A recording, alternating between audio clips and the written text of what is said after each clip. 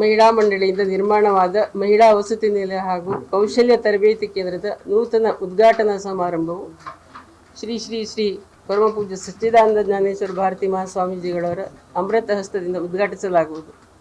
ಮುಖ್ಯ ಅತಿಥಿಗಳಾಗಿ ಶ್ರೀ ಎಸ್ ಮಧು ಬಂಗಾರಪ್ಪನವರು, ಸನ್ಮಾನ್ಯ ಶಾಲಾ ಶಿಕ್ಷಣ ಸಚಿವರು ಹಾಗೂ ಜಿಲ್ಲಾ ಉಸ್ತುವಾರಿ ಸಚಿವರು, BY ರಾಘವೇಂದ್ರರವರು, ಸನ್ಮಾನ್ಯ ಸಂಸದರು, ಲೋಕಸಭಾ ಕ್ಷೇತ್ರ ಶಿವಮೊಗ್ಗ ಹಾಗೂ SN ಚನ್ನಬಸಪ್ಪ, ಸನ್ಮಾನ್ಯ ಶಾಸಕರು, ಆಮೇಲೆ ಬಲ್ಕೀಶ್ ಬಾನು ಅವರು, ಸನ್ಮಾನ್ಯ ಶಾಸಕರು ವಿಧಾನ ಪರಿಷತ್, DS ಸನ್ಮಾನ್ಯ ಶಾಸಕರು ವಿಧಾನ ಪರಿಷತ್, ಡಾಕ್ಟರ್ ಧನಂಜಯ ಸರ್ಜಿ, ಸನ್ಮಾನ್ಯ ಶಾಸಕರು ವಿಧಾನ ಪರಿಷತ್, ಹಾಗೂ R ಪ್ರಸನ್ನ ಕುಮಾರ್, ಸನ್ಮಾನ್ಯ ಮಾಜಿ ವಿಧಾನ ಪರಿಷತ್ ಸದಸ್ಯರು, ಜಿಲ್ಲಾಧ್ಯಕ್ಷರು ಕಾಂಗ್ರೆಸ್ ಪಕ್ಷ, ಶ್ರೀ ರುದ್ರೇಗೌಡರು, ಸನ್ಮಾನ್ಯ ಮಾಜಿ ಸದಸ್ಯರು.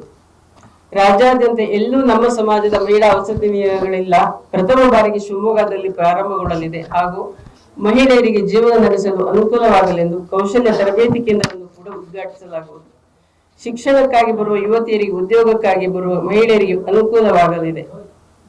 ಅಖಿಲ ಕರ್ನಾಟಕ ಮಹಿಳಾ ಮಂಡಳಿಯು 2015ರಲ್ಲಿ ಜನವರಿಯಲ್ಲಿ ಗುರುಗಳ ಅಮೃತಹಸ್ತದಿಂದ ಉದ್ಘಾಟನೆಗೊಂಡಿದ್ದು, ಈಗಾಗಲೇ ರಾಜ್ಯಾದ್ಯಂತ ಎಲ್ಲಾ ಜಿಲ್ಲಾ ಹಾಗೂ ತಾಲೂಕು ಮಟ್ಟದಲ್ಲಿ ಮಹಿಳಾ ಸಮಾವೇಶಗಳನ್ನು ನಡೆಸಿ ಮಹಿಳೆಯರಲ್ಲಿ ಜಾಗೃತಿ ಮೂಡಿಸಿ ಮಹಿಳೆಯರ ಸಮಸ್ಯೆಗಳಿಗೆ ಸ್ಪಂದಿಸಿ ಸಂಘಟನೆಯಾಗಿ ಪ್ರತಿ ವರ್ಷ ರಾಜ್ಯ ಮಟ್ಟದ ಸಮಾವೇಶಗಳನ್ನು ಶಿವಮೊಗ್ಗ ಅಲ್ಲದೆ ದಾವಣಗೆರೆ, ಶಿರಸಿ ಹಲವಾರು ಕಡೆ ನಡೆಸುತ್ತಿದ್ದು, ವಧುವರರ ಮಾಹಿತಿ ಹಾಗೂ ಕರಕುಶಲ ವಸ್ತು ಪ್ರದರ್ಶನ, ಮಹಿಳೆಯರಲ್ಲಿರುವ ಪ್ರತಿಭೆಯನ್ನು ಗುರುತಿಸಲು ಸಾಂಸ್ಕೃತಿಕ ಸ್ಪರ್ಧಾ ಕಾರ್ಯಕ್ರಮಗಳು, ಸಮಾಜದ ಸಾಧಕರಿಗೆ ಸನ್ಮಾನ, ಸಮಾಜದ ಬಡ ವಿದ್ಯಾರ್ಥಿಗಳಿಗಾಗಿ ವಿದ್ಯಾನಿಧಿ ಯೋಜನೆ, ಹೀಗೆ ಹಲವಾರು ಕಾರ್ಯಕ್ರಮಗಳನ್ನು ಯಶಸ್ವಿಯಾಗಿ ನಡೆಸುತ್ತಾ ಬಂದಿದೆ. ದೈವಜ್ಞ ಸಮಾಜವು ಹಿಂದುಳಿದ ವರ್ಗ 2A ಸಮಾಜವಾಗಿದ್ದು, ಸರ್ಕಾರದ ಸವಲತ್ತುಗಳಿಂದ ವಂಚಿತವಾಗಿದ್ದು, ರಾಜಕೀಯವಾಗಿ ಕೂಡ ಬಹಳ ಹಿಂದೆ ಉಳಿದಿದೆ. ನಮ್ಮ ಸಮಾಜದ ಮುಖ್ಯ ಕಸುಬು ಆಭರಣ ತಯಾರಿಕೆ ಹಾಗೂ ಕೃಷಿ ಅವಲಂಬಿತವಾಗಿರುತ್ತದೆ. ಶೈಕ್ಷಣಿಕವಾಗಿ ಹಾಗೂ ಆರ್ಥಿಕವಾಗಿ ಹಿಂದುಳಿದಂತಹ ಸಮಾಜವಾಗಿರುತ್ತದೆ.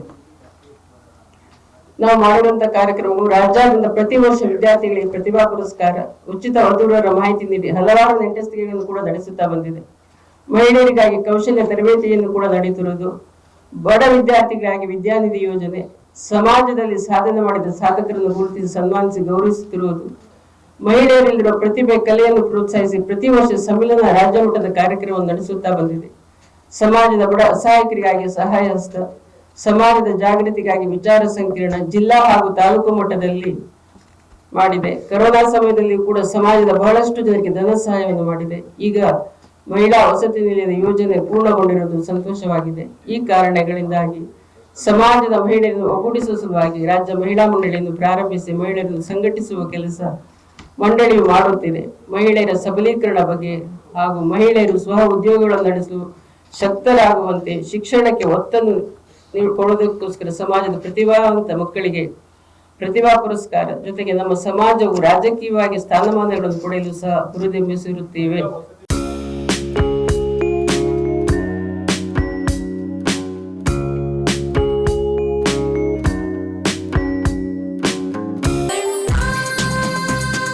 ಸರ್ಫಾ ಕೋಟ್ಸ್, ಸರ್ಫಾ ಕೋಟ್ಸ್, ಸರ್ಫಾ ಕೋಟ್ಸ್ ರವರ ಸುದೀರ್ಘ ಬಾಳಿಕೆಯ ಸುಂದರವೂ ಆದ ಜಲಾಧಾರಿತ ಪರಿಸರ ಸ್ನೇಹಿ ಪೇಂಟ್ಗಳನ್ನೇ ಬಳಸಿ. ಸರ್ಫಾ luxury emulsion paint, odourless, low VOC, good for health, good for earth. ಸರ್ಫಾ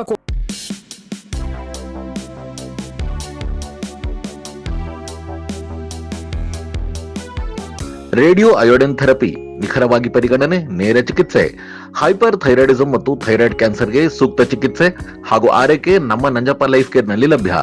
ಸಂಪರ್ಕಿಸಿ ನಂಜಪ್ಪ ಲೈಫ್ ಕೇರ್, ಗಾಡಿಕೊಪ್ಪ, ಸಾಗರ ರಸ್ತೆ, ಶಿವಮೊಗ್ಗ. ಮೊಬೈಲ್ ಸಂಖ್ಯೆ 9686629090. ವಾಸವಿ ಪಬ್ಲಿಕ್ ಸ್ಕೂಲ್, ಕೋಟೆ road, Shivamogga.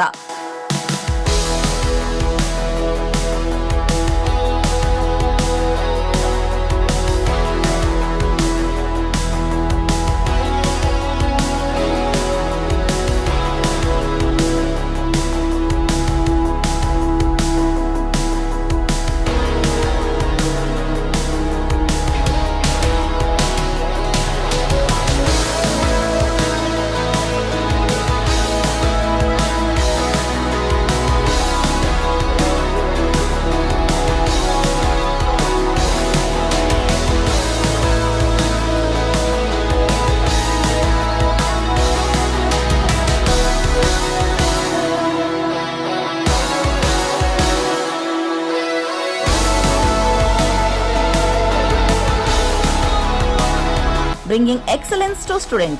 Admission open 2026-27, nursery to 10th standard.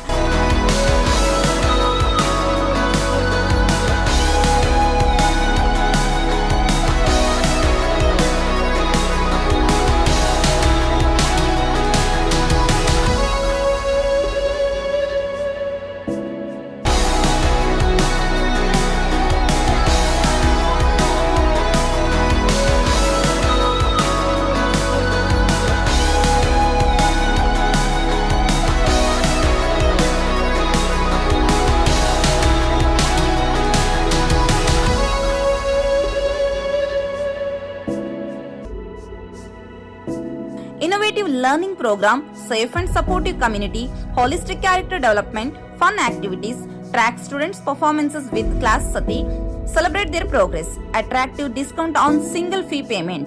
For admission, contact 97421 51421, 9900862246, 9964586181. ಸಮಾಜದ ಮಹಿಳೆಯರು ಸ್ವಾವಲಂಬಿ ಜೀವನ ನಡೆಸಲು ಮತ್ತು ಮಕ್ಕಳಿಗೆ ಶಿಕ್ಷಣ ಕೊಡಿಸಲು ಹಾಗೂ ರಾಜಕೀಯವಾಗಿ ಸ್ಥಾನಮಾನಗಳನ್ನು ನೀಡುವಂತೆ ಒತ್ತಾಯಿಸಿರುತ್ತೇವೆ. ನಮ್ಮ ಸಮಾಜದ ಅಭಿವೃದ್ಧಿಗಾಗಿ ಮಾಧ್ಯಮದವರು ಸಹಕರಿಸಬೇಕೆಂದು ಕೋರುತ್ತೇವೆ. ದಿನಾಂಕ 6/4/26 ನಡೆಯುವ ಈ ಕಾರ್ಯಕ್ರಮಕ್ಕೆ ರಾಜ್ಯಾದ್ಯಂತ ನಮ್ಮ ಸಮಾಜದ 60ಕ್ಕಿಂತ ಹೆಚ್ಚು ಮಹಿಳಾ ಸದಸ್ಯರು, ಗಣ್ಯರು ಹಾಗೂ ಸಮಾಜ ಬಾಂಧವರು ಹೆಚ್ಚಿನ ಸಂಖ್ಯೆಯಲ್ಲಿ ಭಾಗವಹಿಸಲಿದ್ದಾರೆ. ಮಹಿಳೆಯರು ನಡೆಸುತ್ತಿರುವ ಈ ವಿಶೇಷ ಕಾರ್ಯಕ್ರಮ ಯಶಸ್ವಿಯಾಗಿ ಪತ್ರಿಕಾ ಪ್ರತಿನಿಧಿಗಳು, ಟಿವಿ ಮಾಧ್ಯಮದವರ ಸಹಕಾರ ಹಾಗೂ ಪ್ರಚಾರ ನಮಗೆ ಬಹಳ ಅವಶ್ಯಕವಾಗಿದೆ. 6ರಂದು ನಡೆಯುವ ಈ ಉದ್ಘಾಟನಾ ಕಾರ್ಯಕ್ರಮ ಮಾಧ್ಯಮ ಬಳಗದವರು ಆಗಮಿಸಿ ನಮ್ಮ ಕಾರ್ಯಕ್ರಮದ ಬಗ್ಗೆ ಹೆಚ್ಚಿನ ಪ್ರಚಾರ ನೀಡಿ ಯಶಸ್ವಿಗೊಳಿಸಬೇಕಾಗಿ ವಿನಂತಿಸುತ್ತೇವೆ.